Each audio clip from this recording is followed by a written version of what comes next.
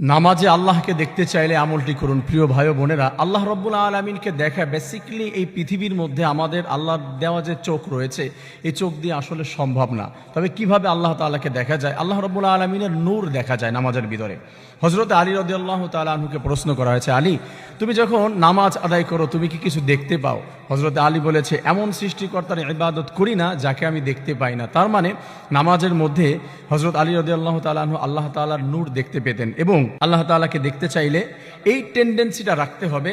রাসূল করিম সাল্লাল্লাহু আলাইহি ওয়াসাল্লাম জানিয়ে দিয়েছেন হাদিসে জিবরিলের মধ্যে, আনতা আবুদাল্লাহ কান্নাকা তারা ফাইন লাম তাকুন তারাহু ফাইন্নাহু ইয়ারাক। আপনার এই টেন্ডেন্সি, এই মানসিকতা নিয়ে নামাজ আদায় করতে হবে। আনতা আবুদাল্লাহ কান্নাকা তারা, এভাবে ইবাদত করবেন যে আমার সৃষ্টিকর্তা আল্লাহ রাব্বুল আলামিনকে আমি দেখতে পাচ্ছি আর আল্লাহ তাআলাকে দেখতে পাচ্ছি। এই টেন্ডেন্সি মানসিকতা রাখতে যদি কষ্ট হয়ে যায়, অন্তত এই মানসিকতা রাখতে হবে যে আমার রব, আমার আল্লাহ অবশ্যই আমাকে দেখতে পায়।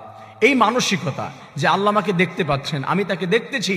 আমার প্রিয় ভাই বোনেরা, এটা নিয়ে যদি কেউ ইবাদত করে এইভাবে, আল্লাহ রাব্বুল আলামিন জানিয়ে দিয়েছে, বান্দা তুমি যখন নামাজের মধ্যে চলে যাবে সিজদায়, মূলত সিজদার ভিতরে যখন তুমি চলে যাবে, রাসূল করিম সাল্লাল্লাহু আলাইহি ওয়াসাল্লাম জানিয়ে দিয়েছে, আকরাবু মা ইয়াকুনুল আবদু মির রাব্বিহি ওয়া হুয়া সাজিদুন ফাআকসিরুদ দুআ।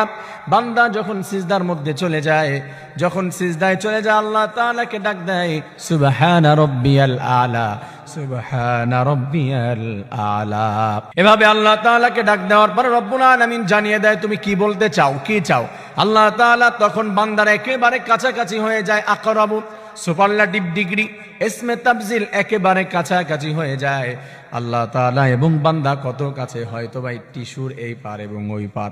কেমন কাছাকাছি হয়ে যায় আল্লাহ তাআলাই ভালো জানে। আল্লাহ তাআলা বলে দিয়েছে তার হাবিবের মাধ্যমে, ফাআকসিরুদ দুআ, তার মানে নামাজের মধ্যে বেশি বেশি আল্লাহ তাআলাকে ডাকতো, দোয়া করো।